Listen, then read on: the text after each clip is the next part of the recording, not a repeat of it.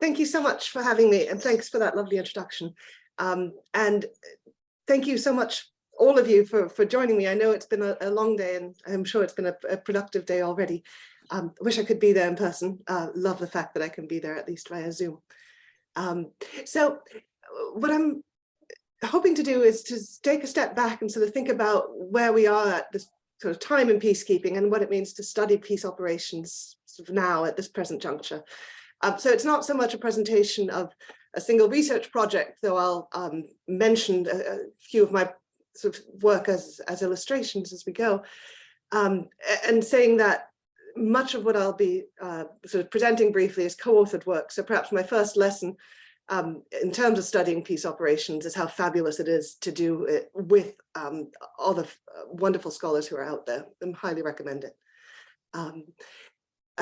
Slide, please.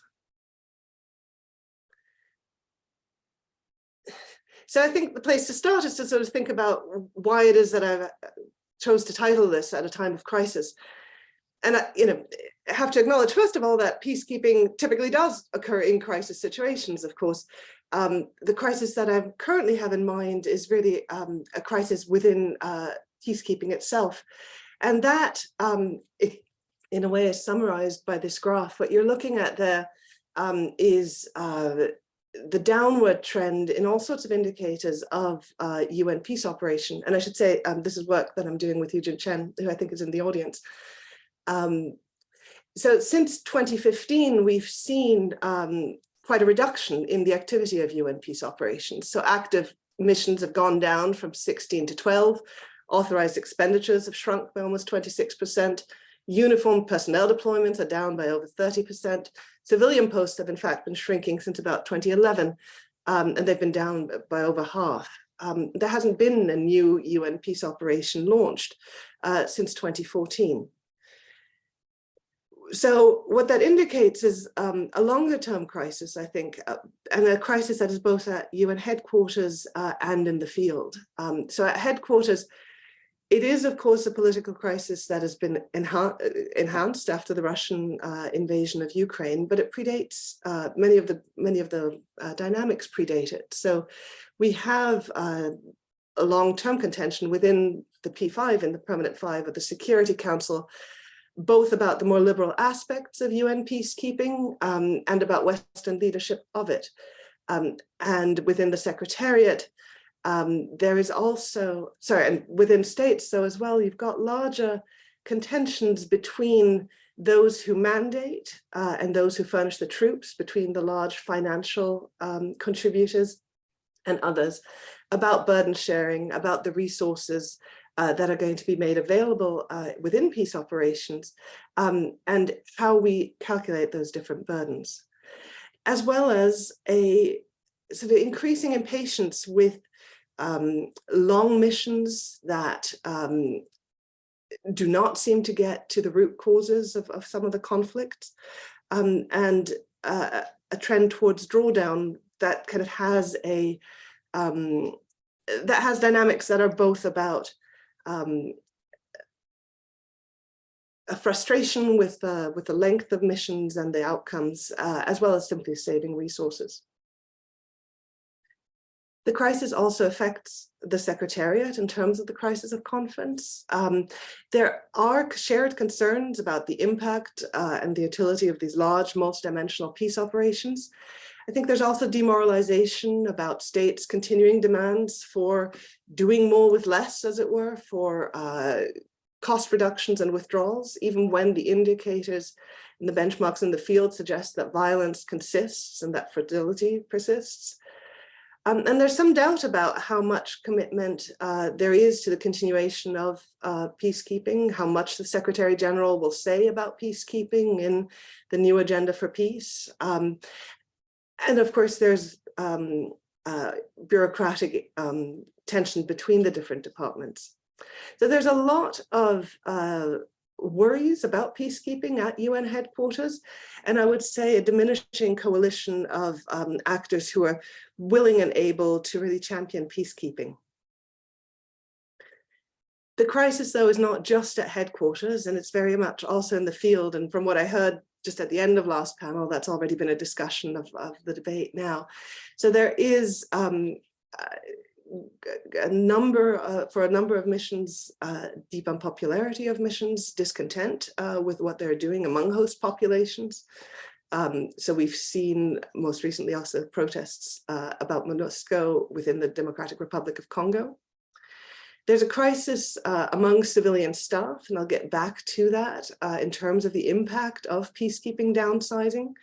And there's a crisis in terms of the cooperation or lack of cooperation between UN peace operations and other members of the UN family, so funds, entities, and programs who are also present there.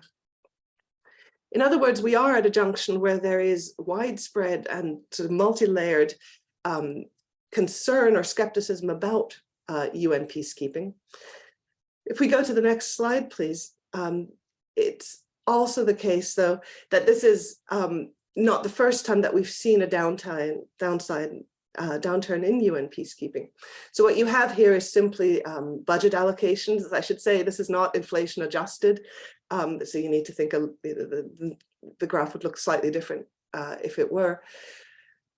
But in comparative perspective, not only are we still at a relatively high commitment to UN peacekeeping globally, but we've also seen downturns and increases before, which means that we're quite possibly at an inflection point. The question is, in a way, what's coming next, as well as where we are now. So really what I want to spend the rest of my time with, and I'm really glad that we have a lot of time for discussion afterwards, because these are suggestive notes, is I want to think a little bit about three things. What it means for studying peacekeeping now that we're at this juncture, what we can still learn from studying the past, and then some thoughts about the future, after all of which I'm very glad that there's a lot of time for discussion. So if we could go to the next slide, please. Yes, so, oh, sorry, lots of clicking, sorry, I was thinking I'd click it myself. So let's think about, I mean, the first thing that I would pitch is about thinking about, well, how do we study peace operations when we know it is, they are at this inflection point? And I would say there's about four things we can think about in terms of impacts and dynamics. The one is a growing literature by people already developed. So John Gledhill, Richard Kaplan, I'm going to miss a lot of people, about notions about what happens during drawdown of peace operations. Arthur Botellis, of course, transitions from one type of mission to another, from one type of UN mission to another, or transitions to other kinds of impacts, transitions to country teams. What exit looks like, how it changes the country in which a peace operation takes place, what happens after exit. So there's a whole set of dynamics, I think, that are already being explored and are ripe for further exploration, that also might think about, you know, the differences between one mission drawing down and closing and being in a pattern where a lot of them close simultaneously, and what's the same and what's different in those dynamics. So that, I think, is one avenue, again, that's already being explored and that can be explored further. Another avenue is thinking about the impacts that these kinds of downturns have on troop and police contributing countries. There's, of course, a whole literature about why it is that states contribute to peace operations, whether it's in some case financial concerns, and there's a debate about this that Ben Neiblade and I have also contributed to, so thinking about, you know, challenging a little bit the narrative that all large TCCs make a lot of money from this. It's also about funding sometimes for deployment bonuses, but also other reasons to contribute, which are also linked to international prestige, to the hierarchies of contributors within UN operations. So in the sense also that in a way, contributing troops to UN peace operations is an alternative hierarchy to the hierarchy of financial contributors and the hierarchy that's constituted by the mandating power within the UN. So what happens with all of that when peacekeeping missions draw down, when the demand for troops and police may be decreasing? And I think there's a lot to explore there. If we can click just to the next slide. This is just a very rough sketch, and I realize I should have put it on 2 different axes, so apologies for that. What you have in the orange line there is simply that sort of decrease in total amounts of troops contributed over the last 7 years or so. And what you have in the blue line and the gray line are 2 trends of continuity at the moment. So the total number of troops, the total number of troop contributing countries has actually remained remarkably stable. So we don't see the same decrease in the number of troop contributing countries than we see in the number of troops being deployed. That's the first kind of note. We see a slight increase, this is what you have in the gray there, in the number of countries making very small troop contributions. Again, I'll speak a little bit more to that later. But so you see some continuity, but you do also then have sort of an exploration, I think, that may be useful, that thinks about, well, how do the various dynamics that we know of in terms of contributions play out at a time when there is less, when there's simply less demand for personnel? If we click to the next slide, please.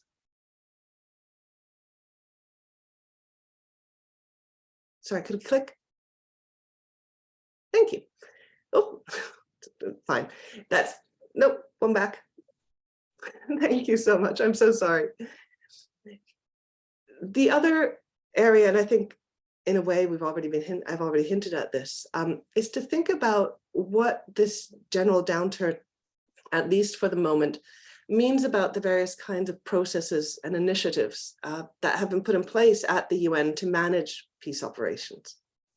So one thing, for example, that comes to mind is what we saw the creation of in 2015, the Peacekeeping Capabilities Readiness System. Set up, so the PCRS, set up very much at a moment when there was an immense demand for peace operations. Rapid deployment was a continuing problem. The UN standby system was known to be flawed. So here then is a architecture for pledging that goes through 4 different levels, that includes a rapid deployment level with financing available at the rapid deployment level.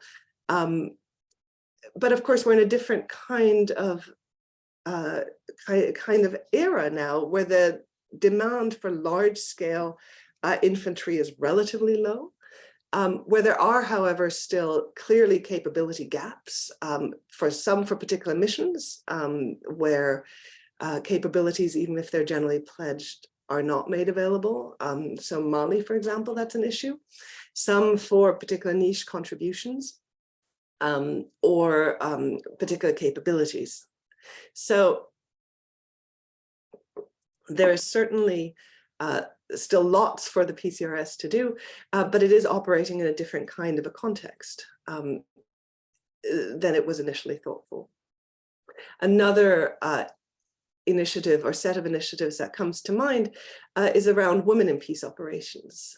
So a push, of course, especially on the uniformed side, to deploy more uniformed women to UN peace operations, including how states might be persuaded or incentivized to deploy more women. And so this is also partly where the ELSI initiative comes from, which I've been working with in a small way for a little while. And there again, for this whole broad set of initiatives, I think it is a relevant difference if the total number of troops that a state may be able to deploy is limited, right? It's one thing to say we will deploy more troops, and the added number of troops, we will try to deploy more women. It's another thing if it's if there's a cap on how many troops can be deployed. And so there's more of a zero-sum game where deploying more women may very well, at least for some TCCs, mean deploying fewer men, and that creates a different kind of dynamic. On the other hand, there might be an incentive to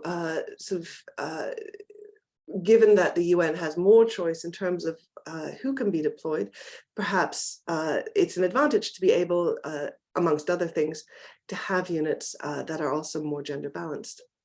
All of which is still very much ripe for exploration.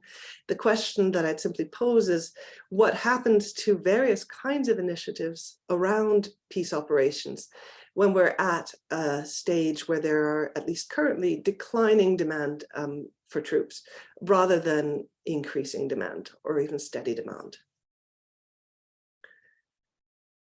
And the last sort of bullet point I have there, as you can see, is the impact of civilian staff. And I've hinted at this beforehand, some work I've done on downsizing. I started a project that was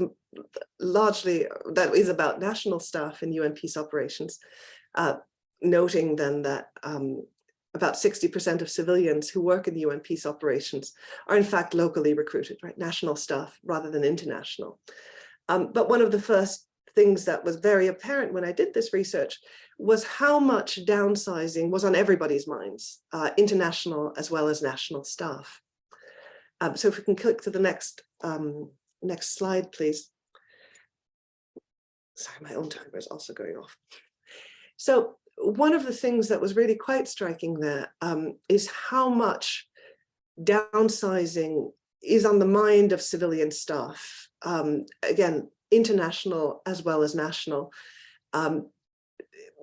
There is a literature in the business literature, in fact, that's coined this term of downsizing survivor syndrome, which essentially recognizes that downsizing doesn't just stress individuals who are losing their jobs. They're also very much stress individuals who fear they might lose their job, or who have just managed to retain their job, or who managed to retain their job after a set of downsizing. So there's an established literature that things like organizational trust, ability to cooperate, trust in management, stress levels, health levels, mental health, all of these things tend to be impacted broadly in organizations that are downsizing amongst those workers who retain their positions. And the pitch that I made there was that we see something really quite similar and strikingly similar in UN peace operations. MONUSCO has been downsizing for years. There's rounds and rounds of downsizing, and there's a recognition that there will be more downsizing to come. And that weighs very much on people's minds, especially after, if you recall, that kind of large increase of UN missions in the 2000s. Everybody knew that although they were, or most people were fairly confident that although they might be on a one-year contract, that contract was very likely to be renewed. That's not the world UN peace operations are in at the moment anymore.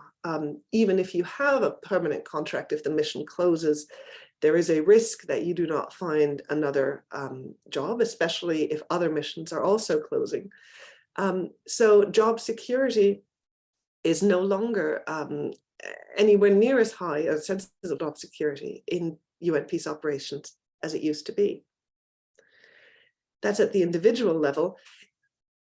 It's also the case that downsizing leads to increased tensions, I think, between national staff and international staff. There are always tensions when you have these two very different and quite hierarchically ordered sets of staff. When you're in a downsizing period, those are exacerbated because debates start arising about whose jobs ought to be downsized or eliminated. National staff will say that international staff are much more expensive. They worry that the cutting is kind of predominantly happening among national staff. International staff worry about the UN's commitment, stated commitment to nationalization. So this notion that during a downsizing process, international staff might be replaced positions that were or posts previously held by international staff could be moved to national staff posts. So there you get this direct or potentially direct competition about whose posts are going to be downsized. What you have in the graph there is the numbers of posts over the last decade. In gray, you see that a good part of the downsizing has indeed come from what's called general service staff, so local staff in UN peace operations. Field service staff have also declined, although the slope there is less steep. It's coming from a lower level as well. Total number of professional level staff is actually fairly stable. But there is then also worries about where the next post might be. A lot of energy goes into finding or thinking about that future, not helped by the UN HR system, which does not facilitate the sort of long-term planning. And that's when you get to these impacts of decreased mobility, in the sense that it's one thing if one mission is downsizing. If others are growing, that's a sort of time-honored escape valve for all sorts of human resource tensions in UN missions. If there's a lot of mobility, international staff tend to cycle from one mission to another fairly fast, which means at the very least, if you're national staff, there's a time limitation to how long you're going to be working with particular international staff, whether that's good or bad. But there's also a notion, if you're national staff, that you might move on to an international position yourself. All of that becomes much more problematic when there are no other missions that are hiring, or very few other missions that are hiring. People worry about being stuck, quote unquote, stuck within their mission, worry about not being able to go to the next promotion or to that next step up. And so that escape valve that often sees a turning of staff within missions also becomes closed. So again, one of those things that I think we want to keep an eye on as we're studying peace operations at a time of downturn. Next slide, please. All right.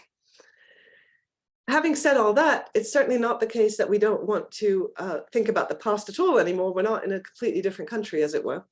And there's at least sort of 4 ways to think about it. One I've hinted at before, and I'll say very little about now, is simply this notion that we have had previous cycles. We can learn probably from them in terms of what it looks like when peacekeeping operations or peacekeeping activity dips and then resurges. I think there's real importance to learning or to reminding ourselves both about the achievements and strengths and the failures and weaknesses of peace operations. There is, I think, often at the UN and in various policy circles, quite a bit of skepticism about can peace operations achieve anything at all? That might be a little too far down that particular line. It's worth remembering both the things that peace operations can do and the things that they cannot. I think it's worth thinking about what we know about the dynamics of peace operations in the past and think about how they change or do not change in the current kind of changed environment. So I've spoken some to this already, won't belabor it. There's a whole huge literature, as you all know, about the mandating of peace operations, how forces are generated, who contributes what kinds of support is available, how its financing occurs and what kinds of incentives are available. I think it's worth checking all of those for continuities and change. So just as an example, if we can go to the next slide, this is work that I've done with Xiaojun Li. That's the book that Georgina kindly mentioned, the Token Forces book. What you see on the left here is a trend that we thought, and this only goes up to 2018 data, of an increased deployment of what we call token forces in UN missions. So these are states that in a particular mission are contributing, our definition is less than 40 troops and less than 10 military observers. Typically, these are even much, much smaller than 40 troops. And what you see on the left is the absolute numbers as well as the proportions of token contributions alongside other kinds of contributions to UN peacekeeping. And that graph that you see on the bottom right then flips it and thinks about, well, within a UN peacekeeping mission, how many or what proportion of troop contributions are token versus non-token. And what we saw there, and what the book is mostly about, is this rise in both the number and the proportion of token contributors over time, plateauing in the 2010s quite a lot in terms of proportion. And there, what's interesting, and this is why I flagged earlier the kind of continuing number of TCCs making small contributions, is that token forces at least seem to be, as it were, recession-proof in this context, right? We've seen a decreasing number of troop deployments, but token forces seem very, very much still part of the mix, even down in that era of downsizing, where you could say, well, there's much less manpower demand. Perhaps these token forces are no longer required. It's certainly not the picture that we see. Sorry, next slide, please.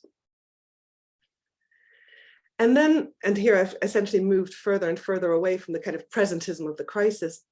I think regardless of how we think about the current moment right now, there is that nexus that studying peace operations helps us understand international organizations more generally, and helps us think about international relations theory generally. And that's a really exciting set of literature that I think is very much about studying peace operations in the past, because that's where we know the most, and thinking about what it tells us about international organizations, about processes within organizations, how organizations relate to each other. I know that there's been a panel on UN and AU relations, and in general, how we think about some of the core concepts in IR, legitimacy. I think I heard that just at the last part of the discussion, hierarchy, power, how various critical theories, feminism, Marxism, think about peace operations, how we think about peace operations from a global IR perspective. I think all of that remains very much relevant. So I certainly wouldn't want to sort of pitch that we now have to be, all crisis all the time thinking about it now. There's tons to be learned still from the past. Not least because it also informs, and this is pretty much my last slide, the future, if we could move to that. So I think, especially at a moment that is an inflection point, there's a real, we all want to know, what happens next, as it were, which is very difficult for scholars to study because by definition, future hasn't happened yet. And we tend to be so much more comfortable studying things that have already happened. But I think it is worth thinking about how, at least how we might think about the future. So with Paul Williams, I've argued that peacekeeping in some shape is almost certain to persist. It is a conflict management tool that has proved its usefulness to all sorts of actors in the past. For all of the worries about its costs, it is an extremely cost-effective way of conflict management. It also suits the interests both of larger states and of some troop contributing countries, interests that are both political and in some cases financial and strategic. The question then becomes, well, if it changes, how is it going to change? And perhaps who is going to change it? So I've had an occasion to speak, to kind of reflect with my colleague Brian Jobe about, well, how would peace operations be different if a different set of actors had more say in their evolution? And we thought in particular about the extent to which China and African states have aligned interests that might differ from those of some Western states, not really about the globalizing of UN peace operations. I think they're all very much committed to the same sorts of things, but about its liberal values and in particular about Western leadership of peace operations. So it's not a foregone conclusion which actors are going to shape peace operations if and when they do go through a change. And even if they do not change, that will not be inertia, that would be due to the politics at headquarters, thinking about who shapes peace operations. Drawing on various lessons from the past and the current, I think it's definitely, absolutely a time to think about how peace operations might be improved. So I'll double back here to some of the work I noted at the beginning with Eugene Chen, thinking about how to integrate country team cooperation much more closely in UN peace operations, thinking about networks, sort of a network mandate implementation that encourages or incentivizes and institutionalizes partnership with various UN funds and programs that should address some of the challenges that peace operations face, both in the field and at headquarters. Another project thinking about how well local knowledges are being incorporated in various kinds of international peace building operations. This is far from an exhaustive list, of course, of possible ways to think about UN peace operations changing or improving. There's a discussion to be had about the future of relations between UN peace operations and non-UN peace operations. I'll note that one of the things that, of course, happened during the 1990s when there was that big dip in UN peace operations after failures in Somalia and in Bosnia, was the rise of regional peace operations in Africa, in part because the UN was not going to be deploying, and the first experimentation with some forms of partnership. So if the UN is contracting again, where does that leave regional-led peace operations? And of course, regional peace operations are themselves evolving, including with more task forces, multinational task forces. So again, it's very much a space to be watched and thought about. And within all that, I think we can think about the future of peacekeeping scholarship and how we as scholars kind of help contribute to at least some of these debates. It's a hugely dynamic field. I think it's a super interesting field, obviously. How we study peace operations, the kind of relations that scholars have to policy debates, whether scholarship and policy, the dialogue is optimal, how we as scholars think about the policy implications of some of the things that we are writing, and whether policymakers provide also the openings for that kind of information is, of course, ongoing. What happens to a field of study when the activity seems to be decreasing? I think as scholars, that's going to be interesting to think about. And how does the field continue to engage with theories of international organizations, theories of IR more broadly? Again, I think there's a lot of uncertainty about peace operations. The field of the scholarship of peacekeeping, I think, is dynamic and strong, but there is, of course, there's always been an interplay between the two. And so I think there's going to be a dynamic discussion to be had moving forward.